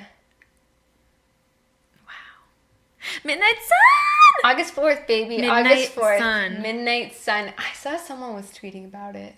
One of the actors. Or I think Nikki Reed liked something about it. She just liked it. Yeah, she just liked it. I want to say maybe Jackson Rathbone shared something. Probably. I actually think if they... Like, I think a lot of the actors would sign on to a movie if it was an option. I mean, it would be an excellent opportunity. Oh, yeah. A lot of them haven't been doing as much as Rob and Kristen. But Rob and Kristen are the two, and Nikki Reed, who I think would absolutely, definitely not sign on. Yeah. Possibly not Anna Kendrick. She doesn't need to be in it, though. Oh, she's not. Yeah. I think Anna Kendrick would and be like, I'm in Twilight. Yeah. Haha, so funny. So funny, yeah. Okay, no, I have no ill feelings towards Anna Kendrick, but sometimes I don't know. She just... Yeah. You know when something's just in your face a lot, and you're like, you know what, it's not that funny. I hate the way people react to her more than anything. And, like, the same way people react to, like, Chrissy Teigen. Like, I'm so sick of seeing articles. It's like, Chrissy Teigen gave an epic clapback. And I don't think that she likes those article headlines either. Yeah. But we are just constantly bombarded with them, and it's so stupid. And I feel like we see things for Anna Kendrick, yeah, too. It is Anna Kendrick had the best response to someone who said that she looks like a horse or something stupid like that. Like, it's like, come on. Right. Yeah, I'm sick of it. It's just a stupid, lazy, easy thing to write. I know. It's just, like, literally copying. If you followed them on social media, too, you would already know that. Yeah, we exactly. We don't need an article about it. Yeah, and it's really not going to improve the quality of your life at all to know the epic clapback that Chrissy Teigen. Like, it's just junk food. I'm sure Chrissy Teigen is, like, a fine person, but I'm so sick of hearing about her and John Legend. Mm-hmm. I'm just like, yeah, I don't need to see you in your kitchen. Much. Yeah. I don't care. Yeah, it's overexposure. Would you be shocked if they broke up? No. I almost feel like we hear about them too much that I can see it happening. Yeah. And then she'll have this whole, like, sob story thing, and I don't know, book comes out. A really sad song from memoir. Yeah. Takes a few years to get it out of our system, and then they're both with somebody else. Mm-hmm. And I'm not saying I want that to happen, but celebrity breakups don't shock me anymore. You know, it's kind of like, I don't want to be a pessimist, guys. I'm just a pessimist when it comes to, like, celebrities and Hollywood and stuff like that. But Stephenie Meyer doesn't go in that category, but, you know. Yeah. I just think a lot of celebrity couples do break up, so...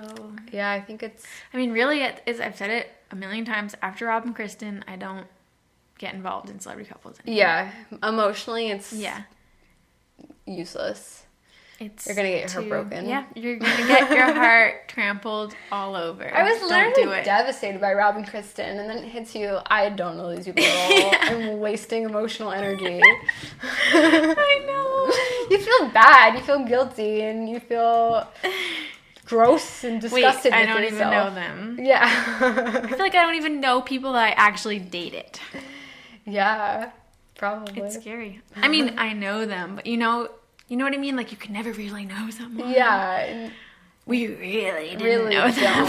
And if they were a fake couple, which I can't even bring myself to go there and believe that, but it's like, oh, God, wasted all that time. But that would be horrible. I will say, if they were spotted together or if they did get back together. We would freak the fuck out. I would literally... What? What would you be more excited about? Midnight Sun or Rob and Kristen getting back together? Oh my God. You can't even ask that. Guys, I feel like there is no right answer. Okay, wait. If I agree. Rob and Kristen got back together, is it, like, are they forever? Together forever?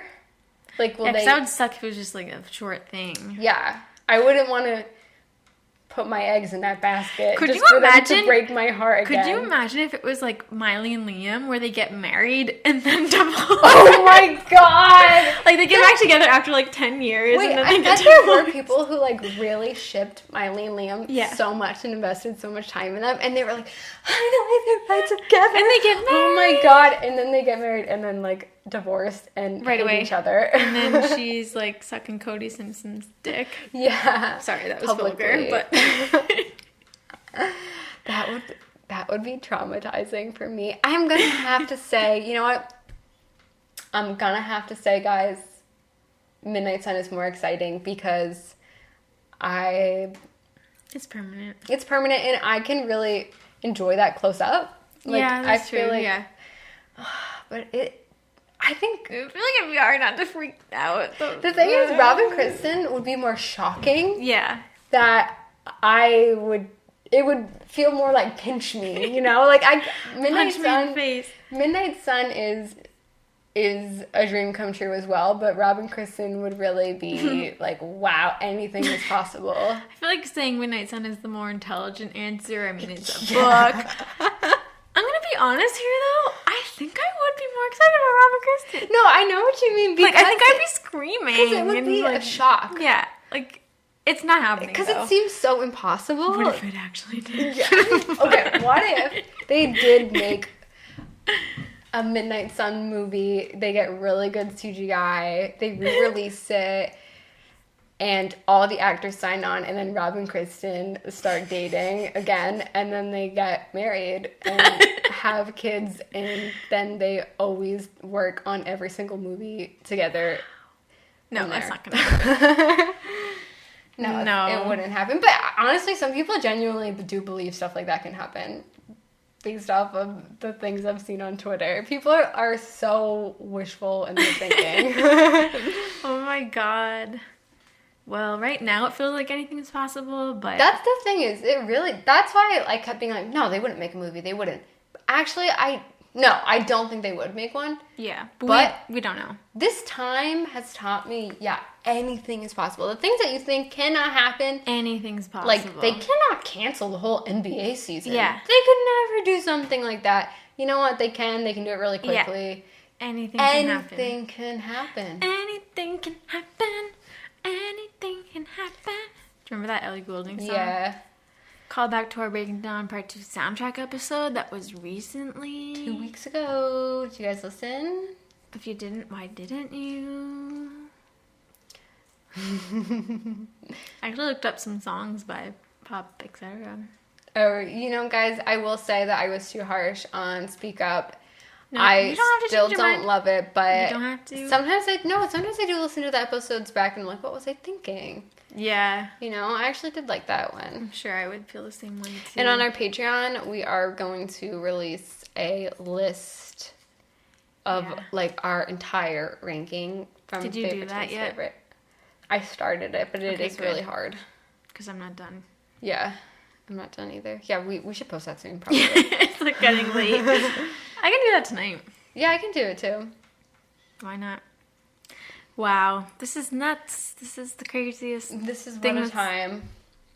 I mean, I was a little bit overwhelmed, honestly. And yeah, for some reason, feeling anxious about it. me too. I don't know why either, but it just felt like, So big, I couldn't even process. yeah, something that you've waited for so long. And Yeah. then, I don't know. I just didn't feel ready. Like I wasn't my best self or something. Yeah, I feel the same way. I wanted a dog my whole childhood, and when I finally got a dog, when we brought it home, I remember thinking, oh my god, now what? Now I have a dog. Yeah. I don't know, I was very overwhelmed. I had to be alone, and then my family never let me forget that. Why did you go up in your room? Yeah, and they were like, you're not even playing with your dog. You wanted the dog. Well, this is a very real thing of the human condition. Yeah. I mean, it's why I think in Buddhism they talk about just not wanting anything is the key to peace, but that's very hard for me to grasp. If you don't want things, you're just kind of gonna do nothing with your life, which that's totally fine if you just want to sit and meditate, but you know what I mean? Yeah. It's it's not really practical in the real world. Yeah. But yeah, wanting is never satisfying. Yeah. I mean, exactly. Here we have the news of the book coming out and people are already like, is there going to be a movie? Yeah, exactly. And we were wondering, is Rob going to read the audiobook? I mean, that would be so cool. Oh, but yeah, we didn't even talk about that. yeah. That would be amazing. I feel like no. No. But that would be sick. I do think him reading the audiobook is not that far-fetched. I would love I that. think, honestly, they might offer that to him. Could you imagine going to sleep to that? Oh my god. I feel like... I feel like usually they have a random person read it, though. They don't have actors. Sometimes, but usually it's just the author or... Well, I think they could have an actor if, because usually you don't have a book that comes out about something that's already been made into a movie years later. Yeah, that's true. Rob is the established idea of Edward now. I hope. Whereas usually a book comes out before the I movie. hope they pitch it to him. I would listen the fuck out of that. Oh, they must. And I they would could listen offer to him that. a shit ton of money. I listen to that every night. I mean, the only reason he wouldn't do it is if he really wants to distance himself from Twilight. But I actually think that he could do it just for shits and giggles. It would be so weird, though. Would he do it in an American accent? Like, he's Yeah. going to read almost 700 pages? Yeah. Wow. But then what if Kristen Stewart read the dialogue for Bella? They don't do that for audiobooks. No, but because, like I said, they usually a book usually comes But out. that's, not the point of an audiobook is to be, a movie that you're listening to. It's just, a reading experience. Well, wouldn't that be fun? It would be fun, but that's not going to happen. Anything could happen. Do they even have time? I worry that they already did it. Well, they have a lot of time right now. Months. I know. Oh, you mean the actors? Do they have The time? audiobook. The 3 book's not months. even done Yeah. yet. That's nuts. I wonder if she's freaking out. Oh, wait. I'm sure it's written. It's probably just in, copy editing and stuff. Yeah, that makes sense. She's just typing away furiously on her computer. I'm sure it's all finished. Still not done! Yeah, they're probably just editing it. Yeah. But that's really... I'm sure the audiobook comes out the same day, right? I just feel like that's not enough time. Well, they could release a later version. Mm-hmm. Maybe. Yeah, I don't know what it takes to make an audiobook. I'm sure that's many hours. You have to record literally them reading the book and probably do several takes. They can't pronounce a word. Oh. That would be incredible. But, I mean, now's the time to record it. What is Rob doing right now? He's just walking around the Suki Waterhouse. Recording videos of Suki Waterhouse. On a run. Oh, yeah, we got yelled at by somebody. Yeah, we did. I want to talk about this. Oh, yeah. We haven't talked about it. We shared pictures of Rob on a run in London. And we were like, what a cutie. And then someone DM'd us and was like, cutie? He's breaking quarantine rules. And we were shaming us for it. And said we should do a whole episode on... They said we should take it down. Yeah. Yeah, whole episode on coronavirus. I feel bad because this person's probably a listener. But they were really dragging us and really upset with us. So... Freedom of speech. Yeah. Yeah, I mean, everyone can... It's valid. You can come at us if you want to. But... No, he was on a run. Well, what's socially acceptable is changing every single day. And if people are being safe and following guidelines, then I don't think that there's any reason to shame people. I mean, I do think culturally there's different perceptions of what is safe, especially in America. People are way more relaxed than they should be. Yeah. But, you know, where we live in the city. We don't have a balcony. We don't have a porch. So we have to go on a walk. We have to. Yeah. We wouldn't be able to go outside. We live, like, in the top floor of our building. We have to go on walks to go outside. We have to walk to the grocery store, walk places, and that's totally allowed. And Rob, too. I mean, I guess he lives in Notting Hill. People don't really have backyards or anything in Notting Hill. Mm-hmm. Those buildings are super close together. Yeah. So... It looks like he was in a park totally by himself. Yeah, as long as there's nobody around him. Staying apart from people, it's safe. So, I don't think we deserved someone saying what's wrong with you. Yeah. Because that's what they said. Yeah. I mean, what are we going to do? Are we just going to open our window and stick our head out the window? Maybe. Especially, like, we are taking it so seriously. We are wearing masks. Yeah. When we go outside, we have not seen our friends in so long. Mm-hmm. We are doing our part. Mm-hmm. And like you said, rules are changing all the time. Like at first, you didn't have to wear a mask outside. At first, they told us it was worse to wear a mask. Yeah. But now where we live, the city has said you have to wear it. But it used to be like just if you went to the grocery store or whatever. Yeah. So. But now you have to wear it. I'm not totally sure what the standard is in London, but when that happened, it was probably the same case there. Yeah. Especially people running. I still see people running without masks on because it's really hard to breathe. Yeah. Yeah. And I feel like they're whooshing by so fast that, I don't know, I just doubt. As long as they're staying apart from people, it's fine. Mm-hmm. I do get a little bit annoyed when people don't have a mask and they run right past you because they're huffing and puffing. You're like, okay. Huffing and puffing, yeah. Keep that to yourself.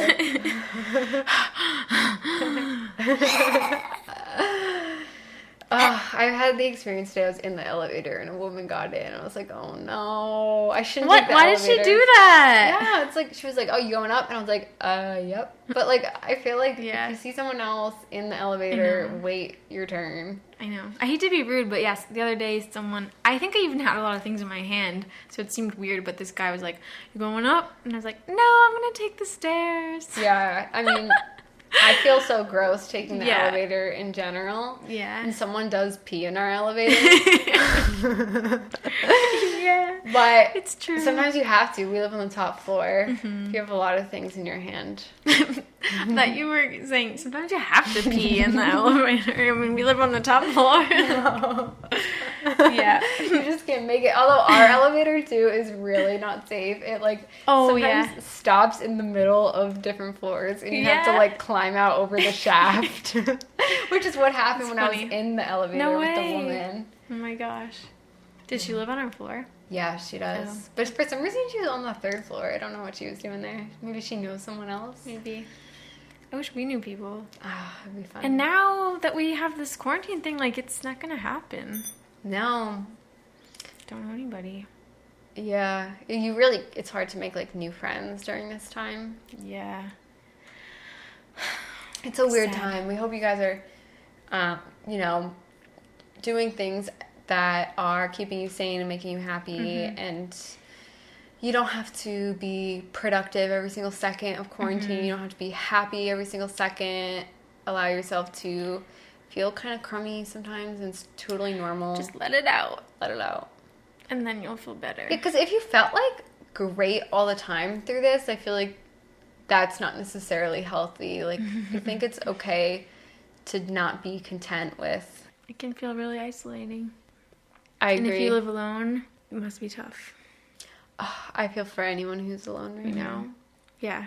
Even if I don't know, I think, especially, I mean, I used to live alone. Like, I like it. Like, it can be nice to have your own space, but, like, this is just way too much. I can't even imagine. We're really lucky that we have each other. Someone asked us, like, what we're doing to, like, keep busy, and we are still working, so we don't feel that bored, I guess. Yeah. But we have been doing takeout every single Friday, which has been so fun to look forward to. What are you going to do tomorrow? I want to do Felipe's again. I'm down. That'll be fun. I need to figure out how to make it less spicy, though. Oh, yeah.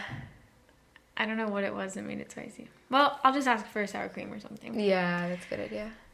Is this episode really long? It's almost 2 hours. I guess we should wrap it up. Yeah. But I think that's a good length for such a big This is deal. a good, Yeah. This is a monumental moment in the fandom, and I'm so happy that we had this podcast to document it. True. Like, Makes it so much more special. this is a historical artifact. It is. Also, my laptop's dying soon. So Oh, yes. guess we should sign off. Well, thank you guys for listening. You're the best. We love you so much. And Oh my god! Midnight Sun! Like, are you kidding me? What? This is perfect. This isn't real. This kind of stuff just doesn't exist. This is my world.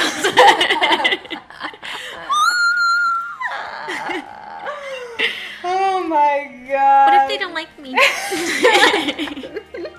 Okay, that's not everything to do with it. Alright, bye guys. Happy Midnight Sun. Happy life. Peace.